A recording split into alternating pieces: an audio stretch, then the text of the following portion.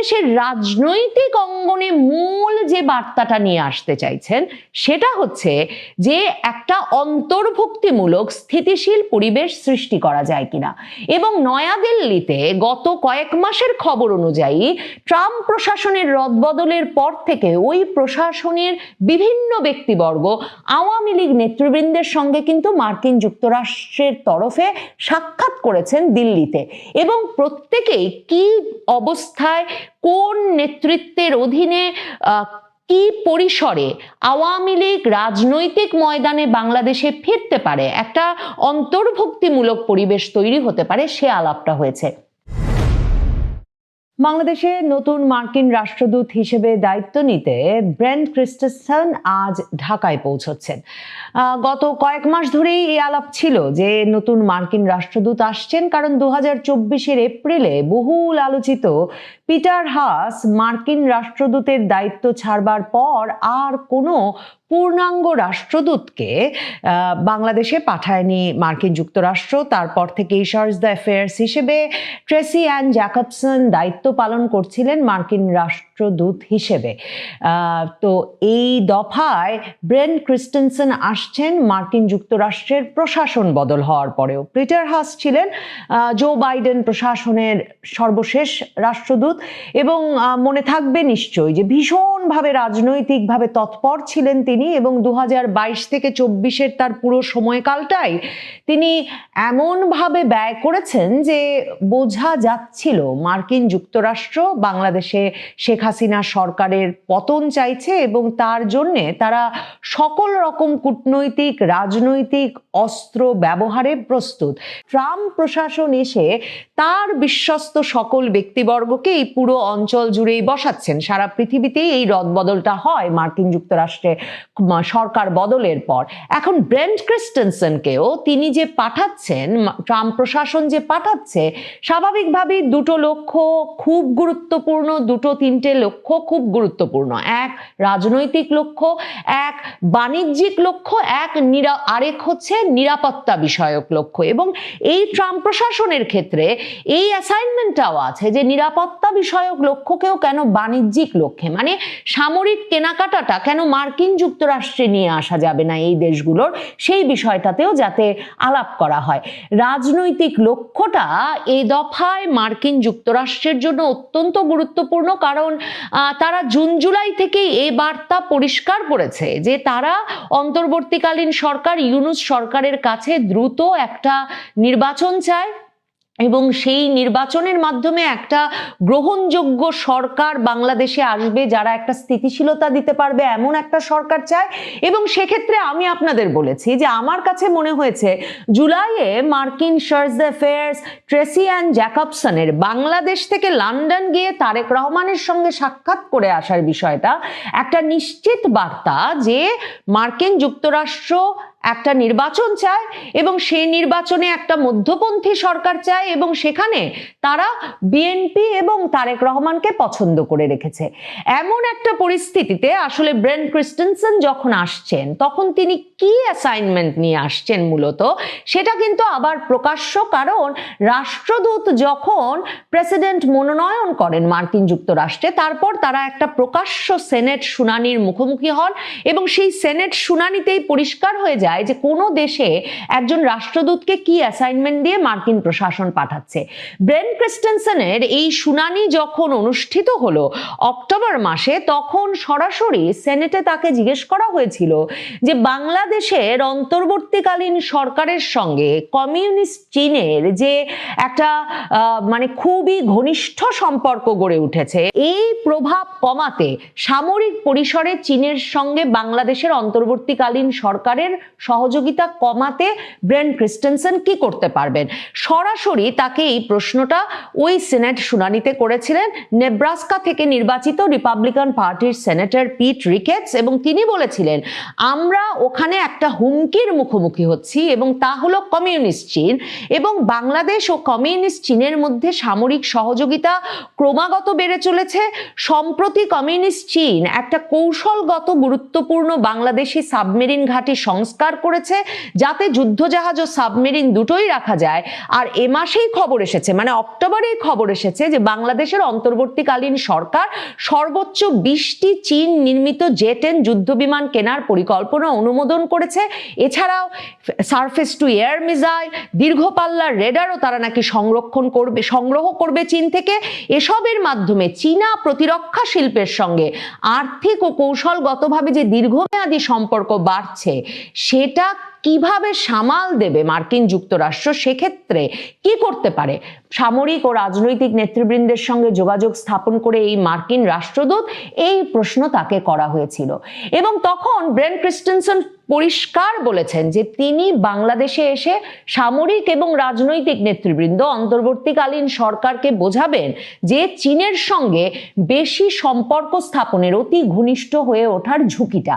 কারণ ট্রাম্প প্রশাসন একটা নতুন নীতি গ্রহণ করেছে যেটার নাম থিঙ্ক টুয়াইস অ্যাক্ট, এবং সেই অ্যাক্ট অনুযায়ী মার্কিন যুক্তরাষ্ট্র সরাসরি ব্যবস্থা নিতে পারে এমন রাষ্ট্রের বিরুদ্ধে যারা কিনা দুবার চিন্তা না করে চীনের সঙ্গে সামরিক ঘনিষ্ঠতা ক্রমাগত বাড়িয়ে চলে। মানে যারা বোঝে না যে চীনের সঙ্গে অতিরিক্ত সামরিক ঘনিষ্ঠতা বাড়ালে মার্কিন যুক্তরাষ্ট্রের সঙ্গে সম্পর্কের দূরত্ব সৃষ্টি হয়। কাজেই এটা হচ্ছে ইউনুস সরকারের জন্য প্রধানতম বার্তা ব্রেন্ট ক্রিস্টেনসেনের।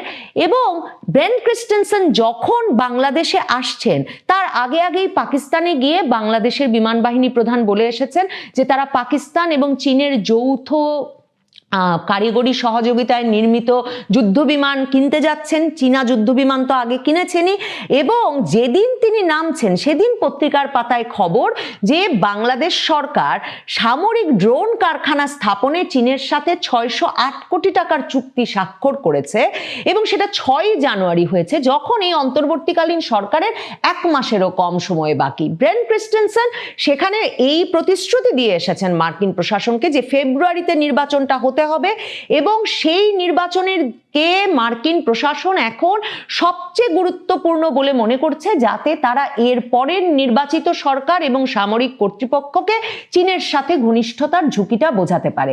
মার্কিন যুক্তরাষ্ট্রকে খুশি করে রাখতে আবার জাতীয় নিরাপত্তা উপদেষ্টা খলিলুর রহমান গিয়ে কিন্তু গাজায় ট্রাম্পের যে বাহিনী গড়ে উঠছে আন্তর্জাতিক স্থিতিশীলতা বাহিনী, সেখানে বাংলাদেশি সেনা পাঠাতে রাজি হয়ে এসেছেন। কাজেই ইউনুস চেষ্টা করছেন বটে, কিন্তু ব্রেন্ট ক্রিস্টেনসেন সম্ভবত এই এত কেনাকাটার বিষয়টা মাথায় রাখবেন এবং তারা একটা নির্বাচিত সরকারের দিকে যেতে চাইবেন। অন্যদিকে জামায়াতে ইসলামীর সঙ্গে চীনের যে পরিমাণ ঘনিষ্ঠতা, মানে আজকেও পত্রিকার পাতায় খবর আছে গতকালকেও আবারও চীনা রাষ্ট্রদূত গেছেন। চীনা রাষ্ট্রদূত 5ই আগস্টের পর থেকেই বারবার মগবাজারে জামায়াতে ইসলামীর আমিরের সঙ্গে সাক্ষাৎ করতে চান। জামায়াতে ইসলামীর আমির সহ জামায়াতে ইসলামীর শীর্ষ নেতৃবৃন্দদের কয়েকটি দলকে বারবার, ছাত্র শিবিরের নেতৃবৃন্দকেও বারবার চীন কিন্তু ঘুরিয়ে এনেছে চীনেও। কাজেই চীনের সঙ্গে জামায়াতে ইসলামীর ঘনিষ্ঠতাটা এমন যে জামায়াতে ইসলামীর শীতবস্ত্র বিতরণ কর্মসূচিতে গিয়েও চীনা রাষ্ট্রদূত যোগ দিচ্ছেন। ছাত্র শিবির ডাকসুর নেতৃত্বে আসা মাত্র ঢাকা বিশ্ববিদ্যালয়ে হল করে দেওয়ার ঘোষণা দিচ্ছেন চীনা রাষ্ট্রদূত। কাজেই তাদের সঙ্গে একটা চরম ঘনিষ্ঠতা সৃষ্টি হয়েছে। অন্যদিকে চীনা রাষ্ট্রদূত কিন্তু কদিন আগে গিয়ে তারেক রহমানের সঙ্গে সাক্ষাৎ করে এসেছেন, কিন্তু মার্কিন যুক্তরাষ্ট্র জানে যে 2001 সালের 4 দলীয় জোট সরকারের সময় কিন্তু চীনের সঙ্গে বিএনপির একটা বড় ধরনের দূরত্ব সৃষ্টি হয়েছিল, কারণ চীন তাইওয়ানের একটা বাণিজ্য মিশন খুলতে দিয়েছিল ঢাকায়, এবং তার ফলে চীনের সঙ্গে এমন দূরত্ব সৃষ্টি হয়েছিল বিএনপির যে সেটা আবার 2018 নির্বাচনের আগে থেকে তারেক রহমানকে উদ্যোগী হয়ে একরকমের মিত্রতার পথ খুঁজতে হয়েছিল। কিন্তু বিএনপির এখনো পররাষ্ট্র বিষয়ক কমিটির যিনি প্রধান আমির খসরু মাহমুদ চৌধুরী, তিনি কিন্তু ঢাকায় ওই তাইওয়ানের বাণিজ্য কনসাল খুলবার ব্যবস্থা করেছিলেন সে সময়। কাজেই চীন বরাবর বিএনপিকে, যারা কিনা তাদের সবসময়ের মিত্র, মানে চীনের সঙ্গে কূটনৈতিক সম্পর্কটাই বাংলাদেশের স্থাপিত হয়েছিল। বঙ্গবন্ধু 15ই আগস্ট নিহত হলেন, 16ই আগস্ট চীন বাংলাদেশকে অবশেষে স্বীকৃতি দিয়েছিল এবং পুরো কূটনৈতিক সম্পর্কটাই গড়ে উঠেছিল প্রেসিডেন্ট জিয়ার আমলে। কিন্তু ওই যে তাইওয়ানকে জায়গা দিয়েছে ঢাকায়, একটা আলাদা এন্টিটি, একটা আলাদা অস্তিত্ব, আলাদা রাষ্ট্র হিসেবে বিবেচনা করে চীন এটা ভুলতে পারে না। এই যে চীনের সঙ্গে বিএনপির এই দূরত্বটা, সেটা ব্রেন্ট ক্রিস্টেনসেনের পছন্দ হবে, সেটা মার্কিন যুক্তরাষ্ট্র বিশেষভাবে নজর রাখে। মার্কিন যুক্তরাষ্ট্রের সেক্ষেত্রেও এই হিসেবটা তারা করেছে যে এ দফায় যারা যারা রাজনৈতিক এবং নির্বাচনের ময়দানে আছে, সেখানে ইউনূস সরকার আর জামায়াতে ইসলামীর সঙ্গে চীনের যতটা নিঃশর্ত ঘনিষ্ঠতা দেখা যাচ্ছে এবং তারা চীনকে খুশি করতে যতটা উদ্গ্রীব, বিএনপি হয়তো ততটা উদ্গ্রীব নয়, বা বিএনপির সঙ্গে সেই ঘনিষ্ঠতার সম্পর্ক চীনের হবে না। মার্কিন রাষ্ট্রদূত বাংলাদেশের রাজনৈতিক অঙ্গনে মূল যে বার্তাটা নিয়ে আসতে চাইছেন, সেটা হচ্ছে যে একটা অন্তর্ভুক্তিমূলক স্থিতিশীল পরিবেশ সৃষ্টি করা যায় কিনা। এবং নয়াদিল্লিতে গত কয়েক মাসের খবর অনুযায়ী ট্রাম্প প্রশাসনের রদবদলের পর থেকে ওই প্রশাসনের বিভিন্ন ব্যক্তিবর্গ আওয়ামী লীগ নেতৃবৃন্দ সঙ্গে কিন্তু মার্কিন যুক্তরাষ্ট্রের তরফে সাক্ষাৎ করেছেন দিল্লিতে, এবং প্রত্যেকেই কি অবস্থায়, কোন নেতৃত্বের অধীনে, কি পরিসরে আওয়ামী লীগ রাজনৈতিক ময়দানে বাংলাদেশে ফিরতে পারে, একটা অন্তর্ভুক্তিমূলক পরিবেশ তৈরি হতে পারে, সে আলাপটা হয়েছে। মার্কিন যুক্তরাষ্ট্র সর্বশেষ প্রচেষ্টা হিসেবে খলিলুর রহমানকে এ দফায়ও ওয়াশিংটনে অন্তর্ভুক্তিমূলক নির্বাচনের কথা বলেছে, তাই নয়, এর আগে যখন নভেম্বরে অজিত দোভাল খলিলুর রহমানকে আমন্ত্রণ জানিয়ে দিল্লি নিয়ে গেছেন, তখনও মার্কিন যুক্তরাষ্ট্রের উপস্থিতিতে এই বার্তাটা দেওয়া হয়েছে যে মার্কিন যুক্তরাষ্ট্র একটা অন্তর্ভুক্তিমূলক নির্বাচন চায়। ব্রেন্ট ক্রিস্টেনসেন বাংলাদেশে এসেই নির্বাচনটিকে এগিয়ে নিতে, নির্বাচনের বিষয়টি নিশ্চিত করতে সকল রাজনৈতিক দলের সঙ্গে কথা বলবেন।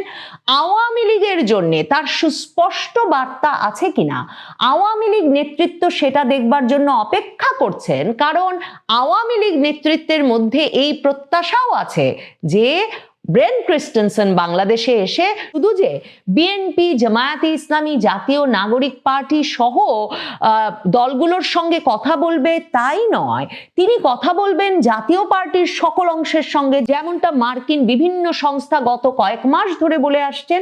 এবং আওয়ামী লীগ নেতৃত্ব মনে করছে নির্বাচনের স্টেক হোল্ডার হিসেবে, বাংলাদেশের রাজনীতির একটা গুরুত্বপূর্ণ অংশ হিসেবে নতুন মার্কিন রাষ্ট্রদূত ঢাকায় নেমে আওয়ামী লীগের সঙ্গেও একটা সভা করে সরকারকে একটা বার্তা দেওয়ার পরিসর তৈরি করতে পারেন, যেমনটা কমনওয়েলথ মহাসচিব করেছিলেন। কমনওয়েলথ মহাসচিব তার ঢাকা সফরে এসে বিএনপি, জামায়াত, জাতীয় নাগরিক পার্টির নেতৃবৃন্দের সঙ্গে যে হোটেলে বসে একের পর এক মিটিং করেছেন, সে হোটেলে বসেই অনলাইনে বৈঠক করেছিলেন যুক্তরাষ্ট্র সহ পৃথিবীর বিভিন্ন দেশে থাকা আওয়ামী লীগ নেতৃবৃন্দের সঙ্গে। আওয়ামী লীগ মনে করে এমন একটা বার্তা ট্রাম্প প্রশাসনের নতুন এই দূত ডক্টর ইউনূস সরকারকে এবং পরবর্তী নির্বাচিত সরকারের উদ্দেশ্যে দিতেই পারেন।